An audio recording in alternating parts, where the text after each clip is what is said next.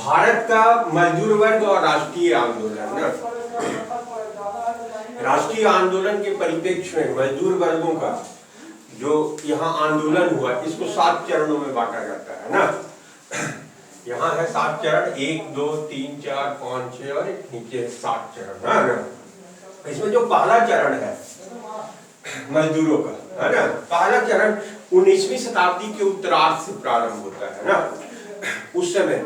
लेकिन कोई बड़ा स्तर पर कोई आंदोलन नहीं हुआ, कोई भी जो था कुछ छिटपुट स्वतः स्फूर्त लोकल टाइप का था आंदोलन, कोई राष्ट्रीय परिदृश्य में अपनी उपस्थिति को दर्ज नहीं करवा पाया ना। समाज सेवी लोग जो थे वही लोग मजदूरों के हक में आवाज जो है माने चिट्ठी पत्री तक सीमित अपना रखे हुए थे, उनके आवाज उठाते थे। इसमें पहला जो है 1878 में सोराबजी सपुरजी बंगाली, नाम बंगाली है लेकिन बंगाल के नहीं थे, पारसी थे और ये बम्बई के थे। इन्होंने सबसे पहले बम्बई के मिल मजदूरों की समस्या और काल के घंटों के बारे में विधान परिषद में आवाज उठाए थे, लेकिन उसका कोई सुनवाई नहीं हुआ है ना, माने कोई निर्णय नहीं हुआ उसके बारे में, ब्रिटिश सरकार कुछ नहीं लिया है ना। 1870 में बंगाल का थे शशिपद बनर्जी, इन्होंने मजदूरों के लिए क्लब स्थापित किया ना बंगाल में, और भारत श्रमजीवी नाम का एक पत्रिका निकालना प्रारंभ किए, ठीक है ना। 1880 में मेघाजी लोखंडे है ना, इन्होंने मजदूरों के हित में काम करना स्टार्ट किया बम्बई में, और बम्बई मिल हैंड एसोसिएशन का गठन किया है ना, छिटपुट टाइप का। 1881 और 91 में कारखाना अधिनियम पारित किया अंग्रेजों ने, काम के घंटे उनके को लेकर बच्चा लोग उसमें नहीं जा सकता था। और वो कारखाना अधिनियम में क्या चीज था वो हम लोग पढ़ा जाएगा अलग से, कारखाना अधिनियम जो है जितना पारित हुआ उसके बारे में। यहाँ पर इतना 1881 में अंग्रेजों द्वारा कारखाना अधिनियम पारित किया गया। उस समय का जो राष्ट्रवादी नेता लोग जो था वो कारखाना अधिनियम का विरोध में था ना। हालांकि कुछ समर्थन देने वाले भी व्यक्ति लोग थे, इसमें से मराठा पत्रिका जो है, जो बाद में जिसके तिलक जी जो है, तिलक जी जिसको संपादक बने 8 साल बाद बने थे है ना, ये मराठा पत्रिका निकालने वाले शुरू में थे T.S. आगरकर, इन्होंने मजदूरों के हित के बारे में लिखना प्रारंभ कर दिया था ना। अब देखो ब्रिटिश लोग कारखाना में, अच्छा जो राष्ट्रवादी लोग था वो जो भारतीय कारखाना में काम करने वाला था उसमें उन लोग का पक्ष तो नहीं लेता था, लेकिन जैसे ही ब्रिटिश कारखाना के बारे में बात आया सामने तो वो लोग विरोध करना स्टार्ट कर दिए, मजदूरों का साथ देना स्टार्ट किया था ना। नीति को चेंज होता था लेकिन जो आवाज था वो एकदम स्लो था है ना। इसी तरह का एक था ग्रेट इंडियन पेनिनसुलर या GIP में 1899 में सिग्नल पर कार्य करने वाले मजदूरों द्वारा किया गया होता ना। इसमें राष्ट्रवादियों द्वारा उन लोग को, क्योंकि सरकारी कंपनी था, मदद मिला था ना।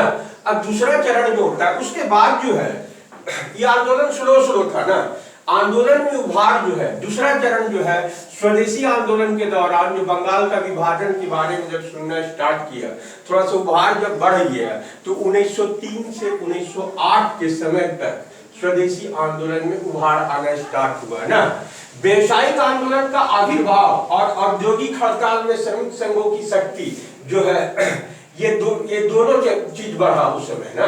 व्यवसायिक आंदोलन का आविर्भाव इसी समय हुआ भारत में, और औद्योगिक हड़ताल में श्रमिक संघों की शक्ति के बारे में पता इसी समय पता चलना स्टार्ट हुआ ना।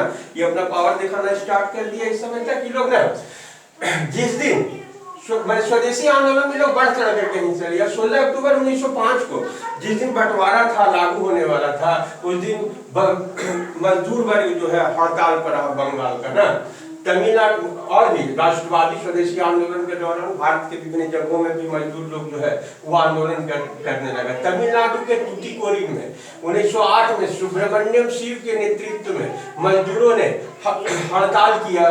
चिदम्बरम पिल्ले को गिरफ्तार कर लिया गया। मैंने तमिलनाडु को जो तूतीकोरिन में हुआ था सुब्रमण्यम शिव और चिदम्बरम पिल्ले के नेतृत्व में किया गया था ना। इसी तरह से पंजाब में रावलपिंडी सब में हुआ था, उसी का विस्तार था। वहां पर नेतृत्व करने वाला लाला लाजपत राय और अजीत सिंह थे। 1908 में इनको इसी के चलते निर्वासित घोषित कर दिया गया था दोनों को ना। लेकिन 1908 के बाद जो है उभार कम हो गया है ना।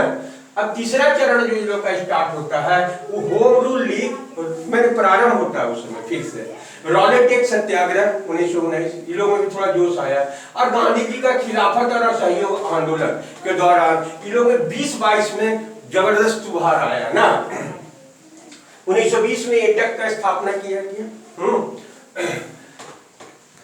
एटक का स्थापना में जो है वो तिलक की महत्वपूर्ण भूमिका निभाई। लाला लाजपत राय पहले अध्यक्ष, दीवान चमन लाल जो है उसके महामंत्री बने। उसका तीसरा और चौथा अधिवेशन की अध्यक्षता CR दास के द्वारा किया गया। बाद में कुछ महत्वपूर्ण नेता जैसे CF Andrew, James N Gupta, Subhash Chandra Bose, Jawaharlal Nehru, Satyamurti, ये सब पारापारी जो है वो all India trade union Congress या एटक के अध्यक्ष बने ना। 1922 में जो गया अधिवेशन हुआ था उसमें भी एटक की स्थापना या all India trade union Congress की स्थापना का स्वागत किया गया था ना। ये लोग जब प्रिंस ऑफ वेल्स का भारत यात्रा था 1921 में नवंबर में, उस समय एल्फिस्टन मिल के आते में मजदूरों का सभा हो रहा था और उनका स्वागत करने के लिए फारसी और अंग्रेज समर्थक व्यक्ति लोग जो है वो लोग गए हुआ था। दोनों के बीच में झगड़ा हो गया था ना। ये लोग कट्टर समर्थक हो गया था, ठीक है ना। भारतीय आंदोलन का 1918 में अहमदाबाद टेक्सटाइल लेबर एसोसिएशन का गठन किया गया ना।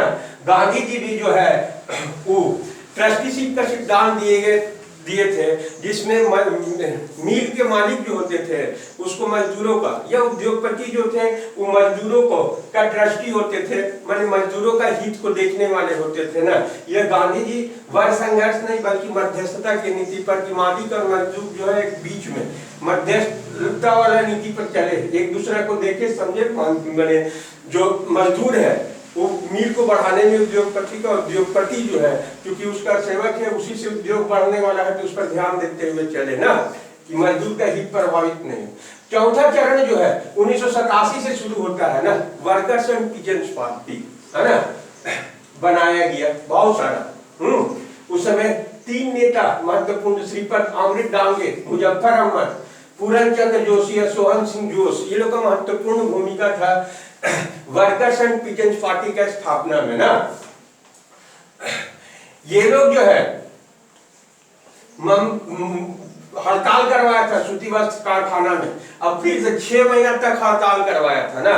ये 6 महीना का जो हड़ताल हुआ जिसमें गिरनी कामगार यूनियन जो है महत्वपूर्ण भूमिका निभाया था। उसके बाद इसका जो पावर है एकदम बढ़ गया ना। भारत में पहला इतना लंबा मजदूरों का आंदोलन हुआ था ना। 1928 में एटक का अधिवेशन झरिया में हुआ। वहां पर भी कम्युनिस्टों का प्रभाव देखा गया है ना। 1927 में साइमन कमीशन का विरोध में ये लोग दिल खोल करके विरोध किया। इन लोग का विरोध को देखते हुए अंग्रेज सरकार जो है 2 बिल लाया, एक पब्लिक सेफ्टी बिल और दूसरा ट्रेड डिस्प्यूट बिल। इसके तहत लोग पर नियंत्रण लगाने के लिए ना मेरठ षड्यंत्र केस किया है ना। बहुत सारा जो कम्युनिस्ट नेता था उसको पकड़ करके जेल में डाल दिया गया है ना। मेरठ से षड्यंत्र, पेशावर संघर्ष षड्यंत्र अलग जगह हम लोग पढ़ लिया जाएगा ना।